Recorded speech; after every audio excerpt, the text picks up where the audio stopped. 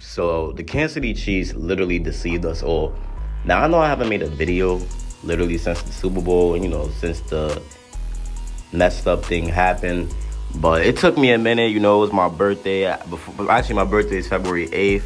And then my niece was born on my birthday, February 8th. So, I've been spending a lot of time with family and stuff. Also working, so I'm sorry I didn't get to get y'all a video earlier. But here we are. I hope everybody enjoyed their Valentine's Day. Man, the Super Bowl was a bad one.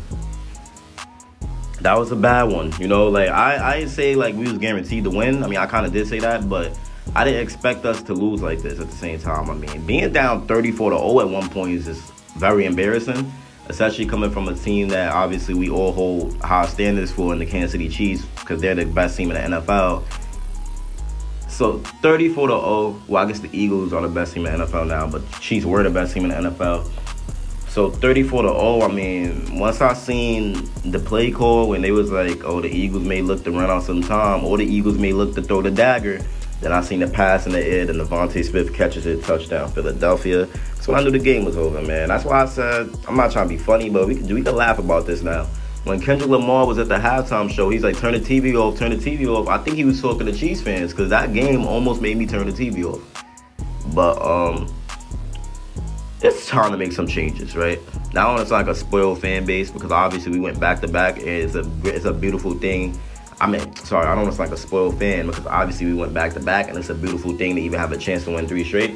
But that doesn't change the fact that this team has flaws. Every team has flaws, but this team has flaws that was exposed against the Philadelphia Eagles. The offensive line is not good. Point blank period. The offensive line is literally not good. I don't know what y'all need to see to realize that. I don't know what Beecham needs to see, but the offensive line is bad. I mean, Jawan Taylor, I think he's an all-right pass. He's a good pass blocker, Jawan Taylor. He has his moments, but he's pretty good. But that left tackle spot is horrendous. That's killing the O-line, man. The O-line is good, but that left tackle spot makes it so bad, and it's not that funny how much damage not having a left tackle does to this offensive line. Then you got the wide receivers. We noticed that Xavier Worthy was the only one out there putting his blood, sweat, and tears. Hollywood Brown, we probably bring him back, but when Rashee Rice come back, things should look good. DeAndre Hopkins had a bad game, but he may come back on a vet minimum. I'm not really trying to pay him so much. Travis Kelce, it's looking like he got to go. I mean, Travis Kelce looked like he's on the path to retirement. He looks like he's on the path to retirement, and that's just how it is. So hopefully in free agency we could, make some restructures, and if Travis Kelce does retire, then, we'll get even more money. Now, I love Travis Kelce, but I think maybe it's time for him to go. Is he holding back this offense? I mean, he's not the same, right? He's obviously up there in age, and his head has not been in the game like how he used to. So I think we should let go of Travis Kelce, so we could get that good cap space, restructure some contracts. Then we could either sign a Larrick Jackson or Ronnie Stanley to protect Patrick Mahomes' blind side. And then we could focus on the draft. We could probably re-sign Hollywood so we can have our identity with Hollywood, Worthy, and Rice. And then in the draft, we could get an explosive running back. That's another thing we need. We need an explosive running back that defenses is going to fear. A dude like Tre'Veyon Henderson from Ohio State is someone that I would absolutely love on this Kansas City Chiefs team. And I think that V should do anything he could to get that dude. Because that dude, I think he's going to be the next Jahmyr Gibbs. And it's easy. It's an easy way to turn the Chiefs offense into the explosive 2018 offense. I mean, I even had a theory that we could become better than the Lions offense. So the reason why I say that is because Patrick Mahomes is better than Jared Goff. Rashee Rice is, in my opinion, he's either better than Amon-Ra St. Brown, because Rashee Rice is on pace to a monster season, or he's even with Amon-Ra St. Brown. Worthy, I don't think he's better than J-Mo yet, but we don't know what next season could bring. But comparison-wise, Rice is St. Brown, J-Mo is Worthy. Worthy is J-Mo. Mahomes is obviously Jared Goff, but way better. That's not a comparison. Trust me, Mahomes is way better than Jared Goff. It's not even close. But we'll have Tre'Veyon Henderson, who's like Jahmyr Gibbs. I mean, Tre'Veyon Henderson is an amazing running back. He could block. He could catch out the backfield. He could run routes like a wide receiver because he used to play wide receiver in high school. And the dude is actually very fast. He may end up running a high like a 4.32 or something like that. So seeing the guy like that in the Chiefs backfield, you're going to have to respect it. That's why I think we should try to get Tre'Veyon Henderson by any means. But if Travis Kelce retires, we also have to focus on, getting a tight end. A guy that I like is Colston Loveland out of Michigan. I think he's going to be a very good tight end. Definitely a Brock Bowers type of guy. I don't know. I think Colston Loveland is actually an amazing tight end, honestly. Because the whole point is for, the Kansas City Chiefs to come back strong and for the Kansas City Chiefs to bounce back and go to the Super Bowl. That's the whole point. I mean, I know my birthday just passed, but guess what? The Super Bowl's on February 8th. That's my birthday. So, I mean, bro, let's go, bro. Let's do it again. All right, that's all it's bound to happen. I'm going to say this every year. The Chiefs are going to the Super Bowl again. I wasn't wrong about the Chiefs going to the Super Bowl. I was just wrong about them winning it. But, hey, can't win them more, right? Let's go. We're going back. And they're going to have to rebuild. It was a shocker, obviously, to get blown out of the Super Bowl like that. So now it's just about rebuilding and coming back stronger next season. When they went into the Super Bowl, dreaming of a three-peat, it was really bad. It was really bad. The dream went down very quick. And it exposed a lot of holes within the Chiefs roster, man. Like, the Eagles absolutely dominated us.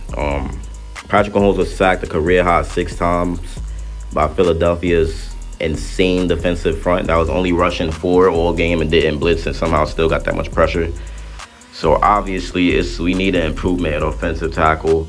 I mean, we failed to establish the run game. Like, what the hell, bro? 49 total rushing yards, 25 of them which were generated by Mahomes. Come on, man. And literally only one wide receiver, Xavier Worthy, was effective. He got 157 yards. And he was the only wide receiver to manage more than 40 receiving yards. So for a team who were literally one game away from immortality to just become trash in a Super Bowl like that, the Chiefs' front office has a lot of work to do this all season. And maybe Matt Nagy being fired could be a start. It could be a start, man. Kelce leaving might just be for the best. And that's the sad truth. Like, it literally might just be for the best, man. Like, honestly. The Chiefs are projected to have around $11.5 million in cap space this offseason, which is the 9th lowest in the league. But they'll be able to add another $17 million to that if Kelce were to retire. And obviously, if Kelce could, go back to his best form, he'll be a huge asset for the Chiefs' plans to get back to the Super Bowl as quickly as possible. But obviously, his athletic qualities is just clearly in decline, man. And those 1,000-yard seasons of the years past are very unlikely to return at this point. So Noah Gray could kind of, make up for a chunk of the 823 yards that Kelce generated last season. While Kelce's 133 targets, Jesus Christ, could be redistributed around the receiving course. It may be better for Patrick. He's not going to be forcing targets to Kelce no more. I think Rice would have an amazing year. I don't know, man. Kelce's retirement could allow us to re-sign Trey Smith. And with our problems at left tackle, we might want to keep Trey Smith, to, make sure that O-line is still up and running. And then Kelce's salary coming off the books could also allow the Chiefs to either re-sign D-Hop or Hollywood Brown, who's entering free agency, or they could target another wide receiver in the free agency market to provide an additional weapon for Mahomes, And obviously, there's some key free agents on the defensive side of the ball, too, which is like Nick Bolton and Justin Reed. And it's going to be difficult for the Chiefs to retain both of these players, but they have the option of restructuring the contract of Chris Jones or Jawan Taylor, who needs his contract restructured. Jesus Christ. And that could add as much as $20 million in cap room.